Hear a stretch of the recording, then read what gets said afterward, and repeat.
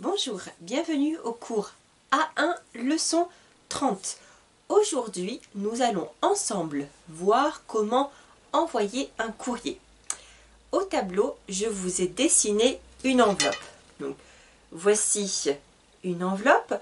Comment envoyer un courrier ou écrire sur cette enveloppe?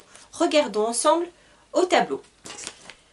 Je vais déjà vous donner le vocabulaire. Une enveloppe.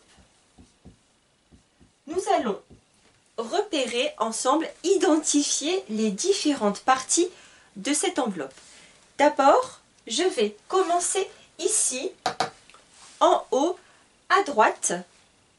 Vous avez besoin, pour envoyer un courrier, de mettre un timbre. Vous prenez l'enveloppe, attention, le timbre va se mettre ici, à droite de l'enveloppe, en haut à droite. Je note un timbre.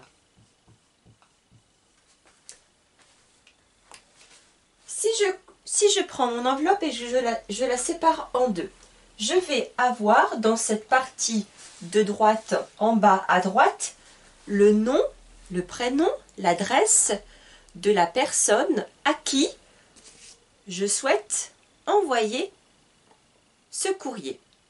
Regardons en détail les différentes parties de cette adresse.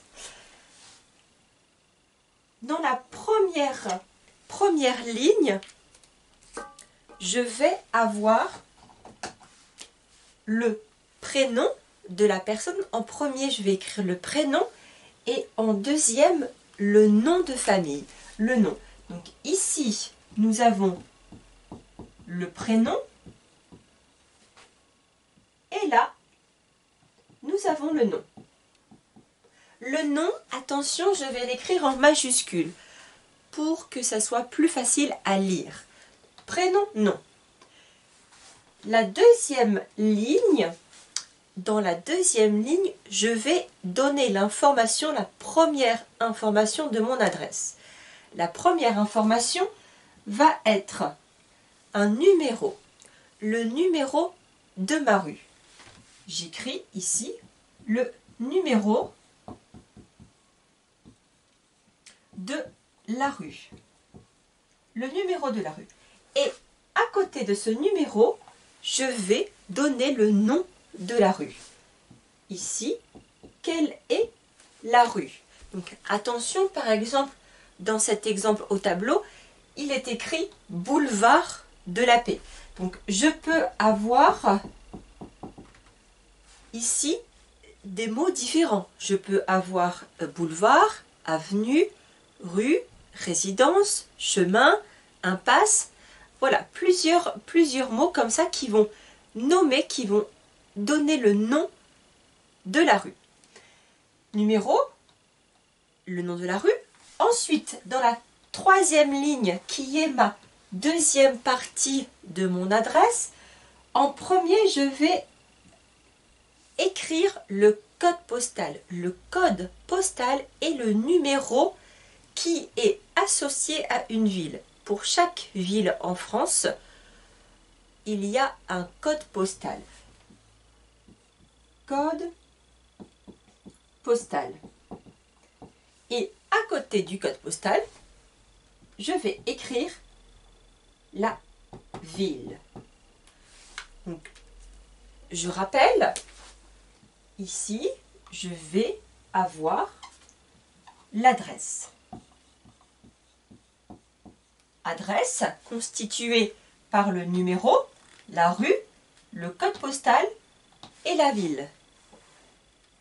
Ça, c'est la première chose à savoir pour envoyer un courrier.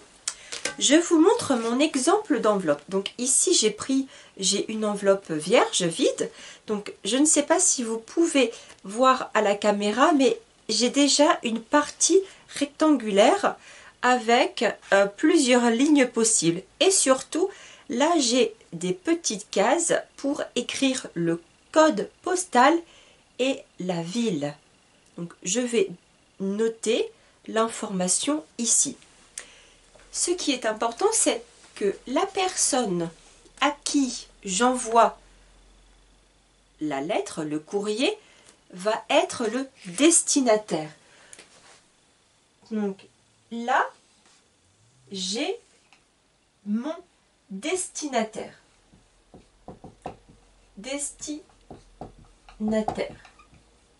Destinataire.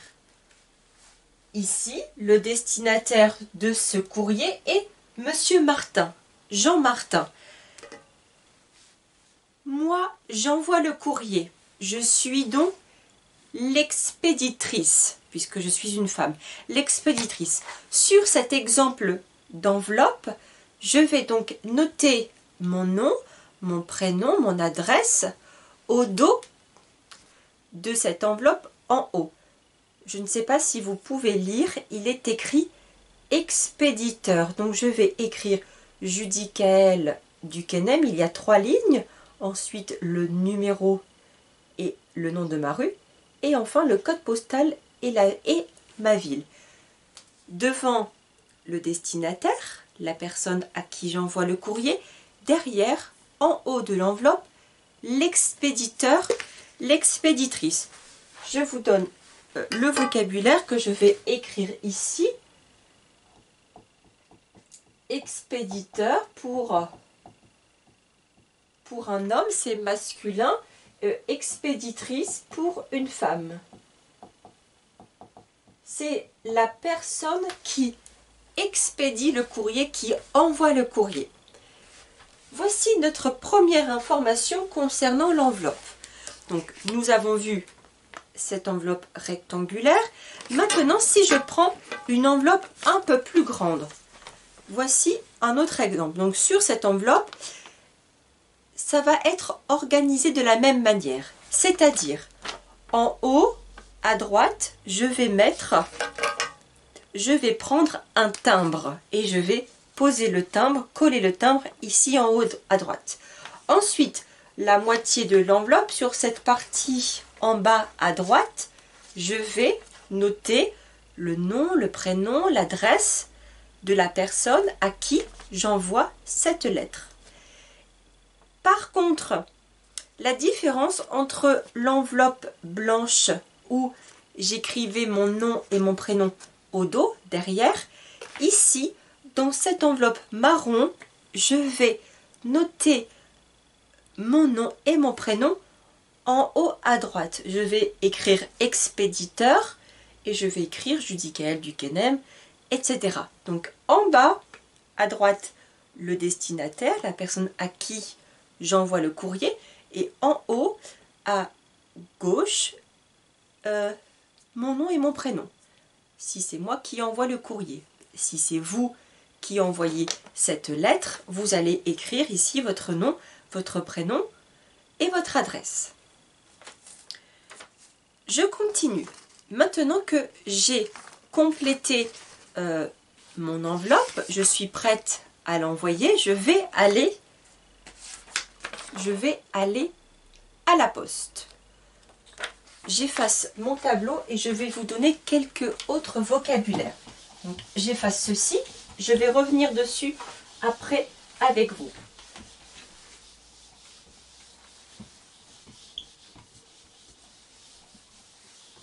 Donc je vais à la poste. Pourquoi?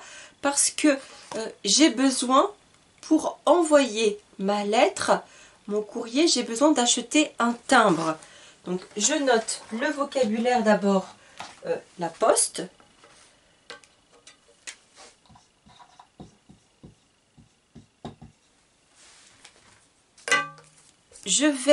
Alors regardez ici par exemple, donc là je suis allée à la poste la semaine dernière et j'ai acheté un ensemble. Ici il y a 10 timbres. On appelle ça en français un carnet de timbres. Donc je peux acheter un carnet de timbres ou je peux acheter seulement juste seulement un timbre. Je vais donc à la poste et je vais acheter un timbre. Donc je vous note, je vous ai choisi des petites images pour illustrer. Donc un timbre, seulement un seul. Par contre, si c'est comme moi, ici un carnet de timbres. Un carnet de timbres. J'ai acheté mon timbre. Peut-être que je n'ai pas besoin d'aller à la poste puisque à la maison j'ai déjà des timbres. Donc je complète ici mon enveloppe et je vais directement déposer l'enveloppe dans une boîte aux lettres. Donc vous-même, si vous recevez du courrier à la maison, vous allez avoir le courrier dans votre boîte aux lettres. Je note ce vocabulaire, une boîte aux lettres. Une boîte aux lettres.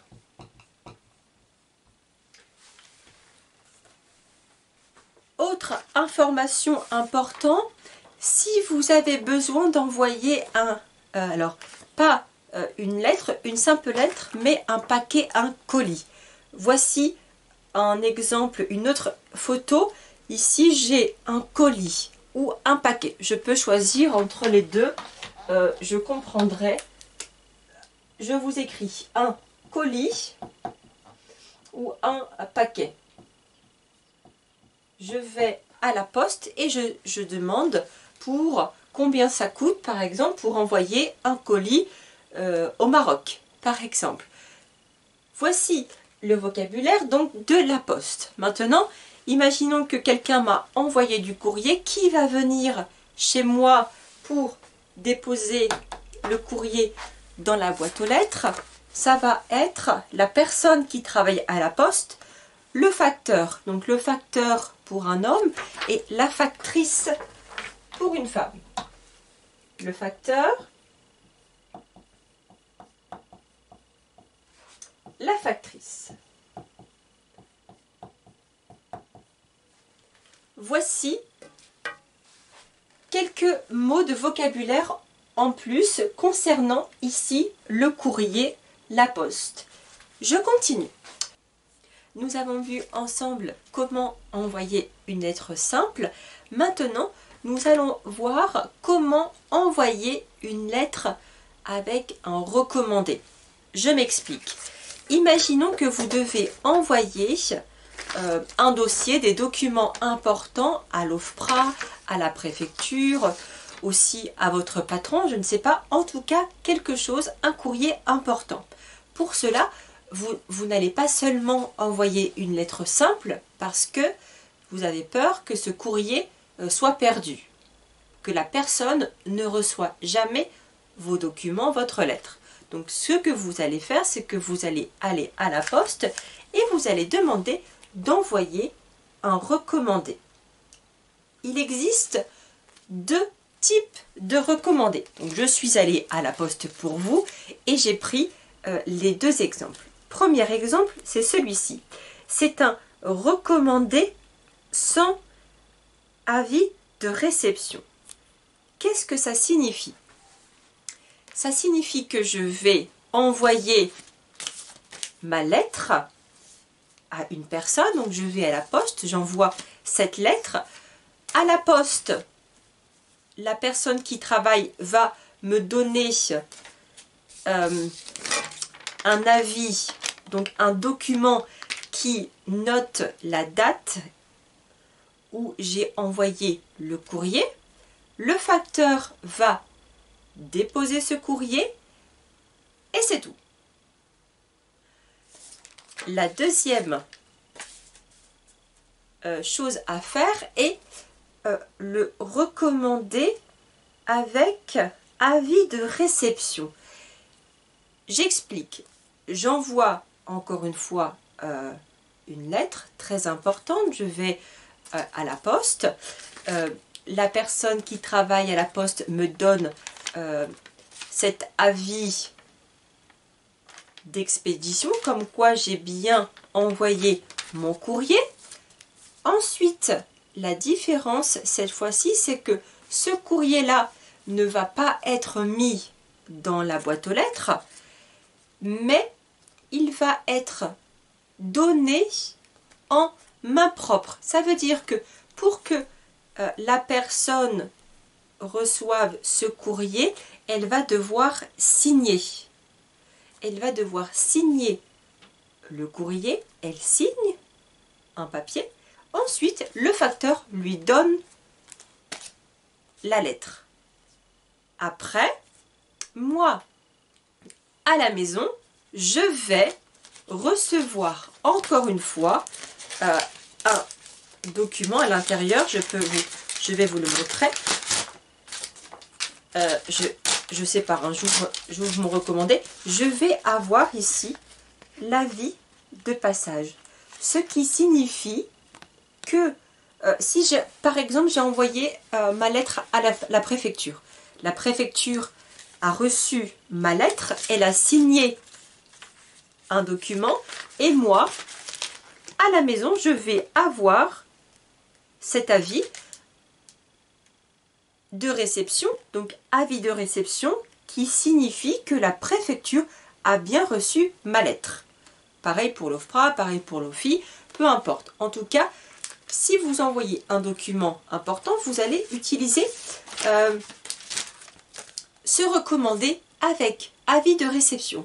Imaginons, j'ai envoyé un courrier la semaine dernière, vendredi 30 avril, et le courrier est pour moi très important. Je suis allée à la poste. À la poste, on m'a donné ici la preuve comme quoi j'ai bien déposé mon courrier. Ensuite, le facteur fait son travail, va dans le bureau, chez la personne à qui j'envoie le courrier. Il frappe, la personne ouvre, il signe et il a le courrier.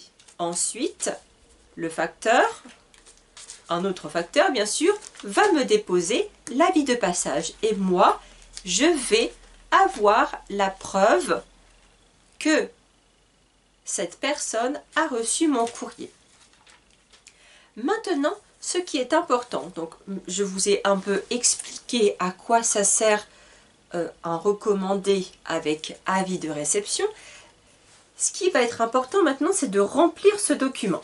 Je ne sais pas si vous voyez bien. Donc, si je reprends mon enveloppe, vous vous souvenez, mon enveloppe simple, je vous avais dit, en bas à droite, je vais écrire le destinataire, la personne à qui j'envoie le courrier. Par contre, pour un recommandé, c'est différent. En bas, à droite, je vous montre, c'est écrit l'expéditeur. Donc ici, je ne vais pas écrire le nom de la personne ou le nom de l'établissement à qui j'envoie le courrier. L'expéditeur, je vais écrire mon nom et mon prénom à moi. Mon nom, mon prénom, mon adresse. Donc le nom et les informations de l'expéditeur. Pour le destinataire, celui à qui j'envoie ce courrier va être ici en haut à gauche. C'est bien écrit destinataire. En fait, c'est le contraire de cette enveloppe simple ou de celle-ci. Vous vous souvenez, tout à l'heure, je vous avais dit, on écrit le destinataire, la personne à qui j'envoie le courrier. Moi qui suis l'expéditrice, je vais écrire en haut à gauche. Pour le recommander, c'est différent. Mon nom et mon prénom, mon adresse, je vais l'écrire en bas à droite dans ce rectangle. Et la personne à qui j'envoie le courrier, je vais l'écrire ici en haut à gauche. Maintenant, regardons en détail un petit peu, je vous approche. Donc là, sur la première ligne donc, de l'expéditeur, c'est moi qui vais envoyer un courrier. Imaginons, j'ai besoin d'envoyer un courrier à mon directeur. Donc, je vais noter les informations de mon directeur ici en haut à gauche. Si j'ai besoin d'envoyer un courrier à la préfecture, pareil, je vais écrire ici le nom et l'adresse de la préfecture. Ce qui est important, c'est, en fait, il est écrit sur la première ligne, c'est marqué identité. Identité ou raison sociale. Donc l'identité, c'est qui je suis, moi, Judicaël Duquesnem, et la raison sociale, est-ce que le courrier, j'envoie le courrier pour une association ou pour un organisme. Imaginons que c'est l'OFPRA qui vous envoie à vous un courrier. Ici, ça sera écrit OFPRA parce que c'est un organisme. Ensuite, en dessous, je vais avoir le numéro, comme je vous avais dit tout à l'heure, le numéro de la rue. Et à côté, il est écrit libellé, libellé de la voie. Le libellé, c'est ici le nom de la rue, l'adresse. Donc on avait bien dit sur l'adresse, il y avait plusieurs parties et le nom de la rue. Donc est-ce que c'est rue de la Paix, boulevard de la Paix, chemin de la Paix, avenue de la Paix, résidence de la Paix. Donc ça c'est le nom de la rue. Ensuite, ici dans les petites cases, vous allez écrire le code postal, votre code postal et votre ville. Maintenant, j'envoie mon courrier à la préfecture. Je vais encore une fois noter dans le destinataire, en haut à gauche. Ici, c'est bien encore écrit l'identité ou l'organisme. Je n'envoie pas mon courrier à une personne, j'envoie à un organisme, à un bureau, la préfecture. Je vais donc noter ici préfecture. Après, deuxième ligne, je vais ajouter le nom, le numéro, le nom de la rue, l'adresse, et je terminerai par le code postal et la ville. Si j'envoie le recommandé pour mon propriétaire, imaginons que je dois déménager d'appartement, c'est pareil, pour prévenir, pour dire à mon propriétaire que je vais partir, je vais devoir lui envoyer un recommandé. Donc je pourrais écrire ici dans cette partie le destinataire, le nom et le prénom, etc. de mon propriétaire. Je vais reprendre ici ces informations rapidement que je vais noter au tableau. Donc j'efface ceci rapidement. Et je vais compléter, reprendre avec vous, notamment, alors si je reprends mon exemple d'expéditeur. Donc on a bien ici sur le recommandé le rectangle et il est écrit comme ça sur le côté expéditeur. Donc expéditeur, c'est la personne qui envoie le courrier. Expéditeur. Sur cette partie, ce rectangle-là, je vous ai dit qu'il y avait plusieurs lignes. Voici. Ensuite, comme ça. Ici. Et ensuite, là, les petites cases. Et voilà. Donc, il est écrit ces organismes comme ça. Donc, je vous ai en fait recopié cette partie, ce rectangle-là. Imaginons, c'est moi qui envoie le courrier. Je vous ai dit sur la première ligne, je suis une personne. Je vais donc noter.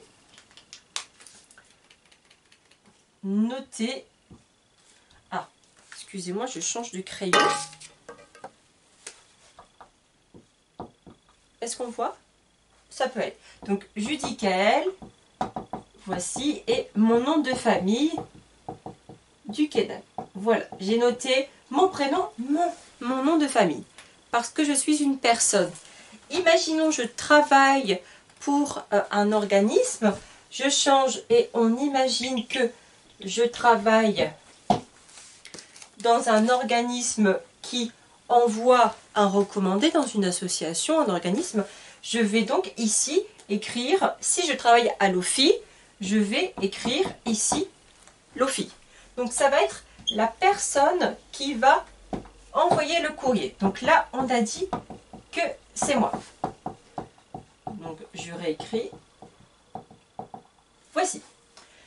Je peux rajouter la deuxième ligne, une information complémentaire. Si c'est moi qui envoie le courrier mais que je travaille pour une association, je pourrais ici ajouter le nom de l'association. Mais là, je n'ai pas besoin puisque c'est Judicaël qui envoie le courrier. Ensuite, après, troisième ligne, vous vous souvenez, je vous ai dit, je vous remontre, ici c'est le numéro avec la rue. Donc on imagine, je vais vous dire, alors par exemple, on imagine 4, le numéro de ma rue, 4 rue des Fleurs. 4 rue des Fleurs. Si je change, si j'habite 4 avenue des Fleurs. Donc j'ai bien noté le numéro et la rue. Ensuite, je vais, attention, bien respecter les petits rectangles pour écrire mon code postal. Si j'habite à Arras, je vais écrire 62 000, donc 62 00. Si j'habite, on va changer d'exemple, par exemple, à Vannes, 56 000. Voici le code postal. Et à côté, je vais écrire la ville. Par exemple, si je vous ai dit que c'était Vannes, je vais écrire Vannes. Donc attention, dans le recommandé, ce n'est pas écrit en vocabulaire ville, c'est écrit commune. Mais commune est un synonyme, ça a le même sens que ville. Vous allez donc écrire ici Vannes. Si vous voyez le mot commune égale ville, vous écrivez le nom de la ville. Donc voici pour l'expéditeur. C'est moi qui envoie le courrier, j'écris mes informations à moi. Maintenant, pareil pour le destinataire, la personne à qui je vais envoyer le courrier. Donc la différence ici, pour compléter, donc j'efface ce rectangle et je reprends avec vous rapidement la deuxième partie. Donc là c'est écrit destinataire. Destinataire, à qui est-ce que j'envoie le courrier? Imaginons, nous avons dit que nous allons envoyer un courrier à la préfecture. Je vais donc ici, j'écris j'envoie un courrier à la préfecture pour mon titre de séjour avec tous mes documents de l'OFII, des formations civiques, des cours de français. J'envoie tout ça, aussi mon papier de l'OFPRA, à la préfecture. Donc je vais noter ici préfecture. Si c'est la préfecture de Vannes où je suis, là, je vais écrire préfecture du Morbihan. Si c'est dans le sud de la France, Marseille, préfecture Bouches-du-Rhône, etc. Je vais noter l'information, quelle préfecture j'envoie. Ensuite, je vais noter ici, dans la troisième ligne, où c'est écrit adresse. Donc, c'est écrit adresse, je vais compléter. Par exemple, je vais écrire 11 place de la République. C'est un exemple, hein. Je ne sais pas si c'est la vraie adresse, mais voici. Donc, j'ai bien noté d'abord le numéro et ensuite le nom de la rue. Place de la République. Ici, cette fois-ci, ce n'est pas des rectangles, c'est juste petite case. Je vais écrire le code postal 56 000 puisque je suis à Vannes et je vais noter à côté la ville. Donc ici, mon courrier, ma lettre est destinée à la préfecture de Vannes. Imaginons que vous êtes à Paris et que vous envoyez votre courrier à Paris. Je vais bien sûr ici noter le code postal de Paris, 75 000, Paris. Voici. Nous avons donc vu ensemble comment remplir un courrier. Soit un courrier simple, donc grande enveloppe, moyenne enveloppe ou petite enveloppe. Et également, comment remplir une lettre avec recommandé avec accusé de réception. La personne a réceptionné notre courrier. J'espère que je vous ai un petit peu aidé à compléter cette enveloppe. Comment envoyer un courrier en France. Je vous dis à la semaine prochaine. Si vous avez aimé ce cours, vous pouvez le partager sur les réseaux. N'hésitez pas à mettre un like. Je vous remercie. Au plaisir de lire vos commentaires. À bientôt.